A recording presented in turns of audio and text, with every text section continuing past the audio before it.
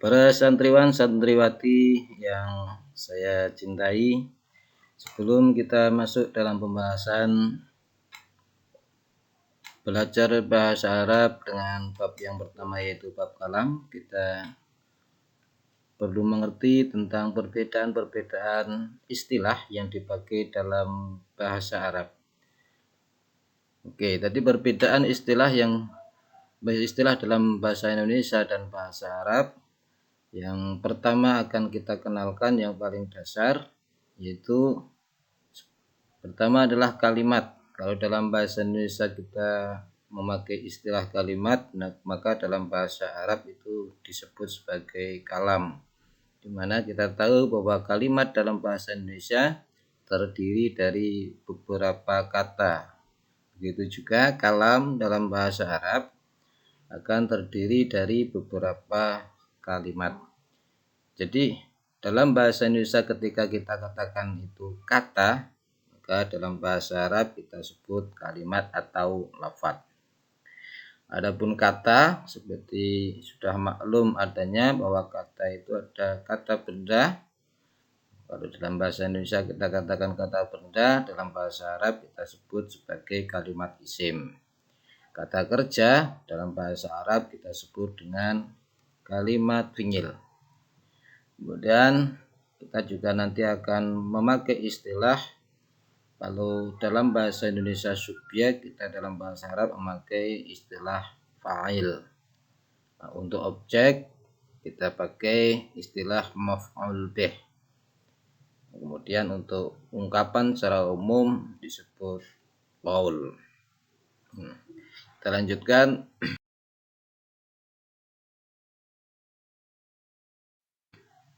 Kita masuk ke dalam pembahasan yang pertama yaitu bab kalam. Bismillahirrahmanirrahim. Sebelumnya saya artikan dengan menggunakan makna pesantren. Jadi yang tidak paham dengan bahasa Jawa nanti kita terangkan dengan bahasa Indonesia. Sebelumnya kita beri makna dengan makna bahasa Jawa sesuai dengan metode pesantren. Bismillahirrahmanirrahim. Babul kalami utawi iki iku bab kang tetep ing dalem nerangaken kalam. Al kalamu utawi kang aran kalam huwa ya kalam iku al-lafdzu lafat. Sifatil lafat al-murakkabu kang den susun apa lafat, sifatil lafat al-mufidu kang maitai apa lafat, oleh maitai bil wadni kelawan sejone mutakalim atau kelawan lughat Arab. Untuk mempermudah kita akan kasih murad dengan bahasa Jawa dulu, bahwa ingkang kawestanan kalam manggaipun ulama ahli nahwu ya menika lafat ingkang sampun dipun susun, ingkang sampun maringi pemahaman saya kagem ingkang ngendikan utawi ugi kagem ingkang mirengaken lan ugi ngagem basa Jawa lan anggenipun basa Jawa basa Arab nyuwun lan anggenipun ngendikan kanthi dipun seja. Kalau bahasa Indonesia kita sebutkan bahwa kalam itu adalah kata yang sudah disusun dan sudah memberikan pemahaman, sehingga sudah bisa memberikan pemahaman kepada yang berbicara ataupun yang mendengarkan kalimat tersebut. Juga susunan kalimat tersebut berupa bahasa Arab dan pengucapannya disengaja. Jadi di sini untuk membuat sebuah kalam harus terpenuhi 4 syarat. Yang pertama berupa lafaz, di mana lafaz adalah suara yang memuat sebagian huruf hijaiyah. Kemudian syarat yang kedua harus sudah murakkab. Murakkab yang dimaksud adalah sudah disusun atau tersusun. Di mana kita tahu sebuah susunan tidak akan mungkin kurang dari 2. Maka susunan minimal disebut sebuah kalam minimal memuat 2 lafadz atau 2 kalimat. Kemudian syarat yang ketiga harus mufid. Artinya mufid di sini adalah sudah bisa dipahami, sudah bisa diterima, dipahami oleh yang mendengarkan. Dan maksud dari si mutakalim atau orang yang mengatakan sudah tersampaikan untuk memberikan informasi kepada yang mendengarkan. Kemudian syarat yang keempat yaitu dengan bahasa Arab dan pengucapannya dengan disengaja, bukan karena ngelindur atau dalam bahasa Jawa seperti itu. Oke. Untuk sebagai contoh kalam kita memakai kalimat yang ada saja, yaitu kita perhatikan lafadz al-kalamu wal lafdzu murakkabul mufidu bil wad'i. Apakah redaksi ini sudah memenuhi persyaratan sebagai kalam atau belum? Maka kita periksa, kita cek satu persatu. Yang pertama, kalimat yang pertama adalah lafadz al-kalam. Oke. Kalimat yang pertama adalah lafadz al-kalam, di mana lafadz al-kalam ini kalau kita perhatikan di depannya ada huruf alnya, alif lamnya. Ini menunjukkan bahwa lafadz al-kalam adalah berupa kata benda atau kalimat isim. Ya. Sehingga lafadz al-kalam ini adalah isim zahir, kan langsung menunjuk kepada bendanya, di mana jumlahnya adalah mufrad dan muzakkar. Dilihat dari sisi lafadznya, al-kalam tidak ada tak marbutohnya dan juga tidak ada alif ta'nisnya, maka lafadz al-kalam ini adalah dikategorikan sebagai muzakkar atau laki-laki. Posisinya sebagai mubtada atau permulaan sebuah kalimat. Aturan baku dalam ilmu nahwu bahwa setiap kalimat isim yang dijadikan mubtada, i'rabnya harus menggunakan i'rab rafa. Maka di sini kita pakai istilah marfu, ditandai dengan tanda dhammah karena lafadz al-kalam adalah isim mufrad. Untuk keterangan tentang i'rab akan sampai pada babnya di belakang dalam season selanjutnya. Yang kedua adalah lafadz huwa. Lafadz huwa ini adalah isim zamir atau dalam bahasa Indonesia kita sebut dengan kata ganti yang menunjukkan pada orang ketiga laki-laki tunggal, maka kita sebut waqi' mufrad mudzakkar. Kurang disebutnya nawaib ya. Sebagai posisinya sebagai badalnya lafadz al-kalam.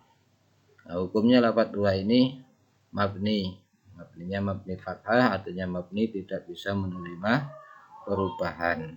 Untuk posisinya dalam posisi i'rab rafa, karena badal harus mengikuti i'rabnya mubdal minhu, di mana mubdal minhunya lafadz dua adalah lafadz al-kalam. Lafadz al-kalam itu rafa, maka badalnya juga harus i'rab rafa. Kemudian kalimat yang ketiga adalah lafadz al-lafdzu, seperti hanya lafadz al-kalam di depannya ada alnya, maka di situ lafadz al-lafdzu masuk kategori sebagai kalimat isim.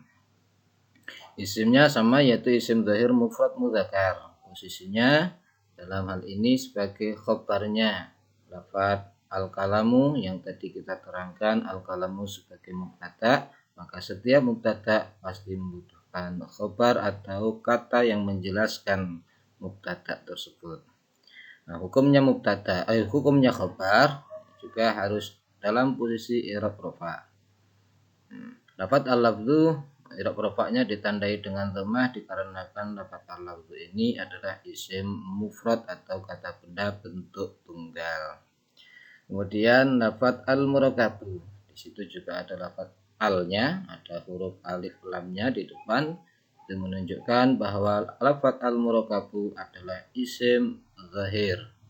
Nah, jumlahnya juga mufrad atau tunggal. Dilihat dari kalimatnya masuk kategori muzakkar, tidak ada tak marbuthah dan tidak ada alif ta'nis baik mamdudah ataupun maksurah. Nah, posisinya lafaz al-murakabu adalah sebagai sifat atau naat. Aturan untuk sifat atau naat harus mengikuti i'rabnya mausuf atau man'ut. Lafaz al-murakabu ini berposisi sebagai sifatnya lafaz al-lafzu. Ketahui lafaz al-lafzu posisinya i'rab rafa, maka al-murakabu juga harus i'rab rafa. Ya. Jadi setiap urutan kalimat itu pasti saling berhubungan. Ya. I'rab rafa'nya ditandai dengan dhammah karena sama-sama isim mufrad. Itu kita bisa perhatikan di situ huruf ba-nya itu ada harokat dhammahnya. Kemudian kalimat yang kelima, kalimat yang kelima adalah lafaz al-mufidu, ada al-nya juga, maka menunjukkan bahwa lafaz al-mufidu itu adalah kalimat isim. Sama dengan lafaz al-murakabu, al-mufidu adalah isim zahir mufrad mudzakkar. Posisinya sebagai sifat yang kedua dari lafaz al-lafzu. Maka sama dengan ketentuan lafaz al-murakabu harus al-mufid harus mengikuti i'rabnya lafaz al-lafzu, sama-sama pada i'rab rafa, tandanya dengan menggunakan tanda dhammah. I'rab itu adalah perubahan akhir kalimat karena perbedaan amil yang masuk, baik itu perubahannya bisa dilihat atau bisa dirasakan dengan ucapan. Kalau bentuk tulisan bisa kita lihat dari bentuk harokatnya, kalau ucapan bisa dilihat dari bunyinya, atau terkadang hanya diperkirakan saja. Itu adalah i'rab. Kemudian kalimat seterusnya yang ada pada di sini adalah huruf jar ba. Huruf ba ini berdiri sendiri sebagai sebagai kalimat huruf di mana masuk kategori huruf jar atau huruf khafat. Untuk kalimat huruf ini tidak bisa menerima perubahan atau dengan istilah lain disebut mabni. Adapun mabninya adalah mabni kasroh, maka bunyinya bil watni, tidak bisa diganti dengan bal atau bul. Ya. Lafaz ba ini, huruf jar ba ini adalah sebagai amil yang akan berpengaruh terhadap perubahan bunyi dalam lafaz yang ada setelah huruf jar ba ini, yaitu lafaz al-wad'i. Maka bunyinya yang terakhir, kalimat yang terakhir adalah bil al-wad'i.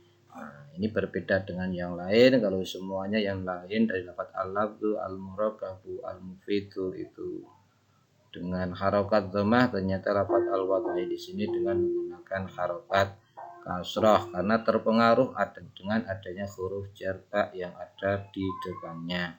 Maka statusnya lafaz al-wad'i sebagai makmulnya huruf jar ba, maka kita sebut lafaz al-wad'i ini sebagai isim zahir mufrad mudzakkar majrur, dijarkan atau dikhafatkan oleh huruf jar ba. Nah, di sini isim zahir kata benda karena ada alnya, bentuknya tunggal dan mudzakkar. Jadi kalau kita perhatikan lafaz al-kalamu huwa lafzul murakkabul mufidu bil wahni, ini sudah memenuhi kriteria disebut sebagai kalam karena sudah berupa susunan, ya, susunan tersebut di atas itu jika kita baca sudah memenuhi syarat untuk disebut kalam karena sudah berupa lafaz, sudah tersusun dan dari beberapa kata. Kalau kita hitung terdiri dari 7 kata, ya. Juga sudah memberikan pemahaman, dan juga kalau kita lihat redaksinya dengan bahasa Arab, maka sudah memenuhi persyaratan untuk disebut sebagai kalam.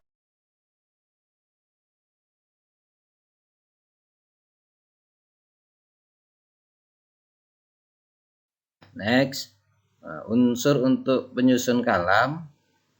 Kalau kita perhatikan dalam bahasa Indonesia juga kita tahu bahwa untuk membuat sebuah rangkaian kalimat maka membutuhkan kata, baik itu berupa kata benda, kata kerja, ataupun kata keterangan, kata sambung dan sebagainya. Maka sama saja dalam bahasa Arab juga kita mengenal tentang unsur penyusun kalam. Sebelumnya kita kembali ke redaksi asli dalam pelajaran kitab Al-Ajrumiyah. Kita bacakan dahulu dengan metode pesantren dengan bahasa Jawa. Bismillahirrahmanirrahim. Wa aqsamuhu utawi pira-pira dundumane juse kalam iku lak salah satun ana telu. Rupane salasah ismun ya kalimat isim, wa fi'lun dan kalimat fi'il, wa harfun dan kalimat huruf. Sifate huruf ja'a kang teka apa huruf oleh teka limaknan krana tuduh makna.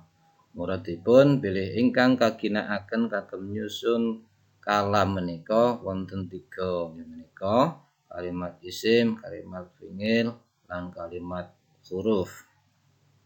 Kalau dengan bahasa Indonesia mungkin bisa kita artikan bahwa unsur-unsur pembuat atau penyusun sebuah kalimat itu terdiri dari 3 macam, yaitu kata benda, kata kerja, dan kalimat huruf di sini bisa berupa kata sambung, kata keterangan, atau yang lain. Nah, kita coba untuk menerangkan lebih jauh. Kita bisa lihat contoh kalimat yang tersusun. Karena susunan sebuah kalimat seperti sudah saya sampaikan di depan bisa berupa kalimat isim, harus berupa terdiri dari 2 kalimat ya, 2 kata. Nah, ini bisa tersusun dari kalimat isim saja, yaitu isim dan isim, seperti contoh Allahu Ahad. Ya. Kita perhatikan lafaz Allah. Lafaz Allah itu adalah bentuk kalimat isim. Lafaz Ahadun juga kalimat isim. Ini sudah bisa disebut kalam karena sudah terdiri dari 2 kalimat, yaitu kalimat isim dan kalimat isim. Juga sudah memberikan faedahnya adalah memberikan informasi kepada kita bahwa Allah itu adalah tunggal atau esa. Dan selanjutnya kadang kalam itu tersusun dari kalimat fi'il dan kalimat isim. Untuk contohnya seperti lafaz sayasla naron. Lafaz sayasla naron, susunan ini sudah bisa dikatakan sebagai kalam karena terdiri dari 2 kalimat atau 2 kata dalam bahasa Indonesianya. 2 kalimat ini adalah pertama lafaz atau kata sayasla. Nah, sayasla ini masuk kategori kalimat fi'il. Bisa kita lihat di sini ada sinnya. Nah, ini ciri-ciri khusus dalam kalimat fi'il adalah sin. Sinnya sin tangfis. Kalimat yang kedua adalah lafaz naron. Lafaz naron ini adalah kalimat isim. Untuk ciri-ciri kalimat isim dan kalimat fi'il akan kita secara detail akan kita pelajari pada season berikutnya. Kemudian kalam itu bisa tersusun dari gabungan kalimat fi'il, kalimat isim, dan kalimat huruf. Contohnya seperti lafaz sayadkhuluna fi dinillah.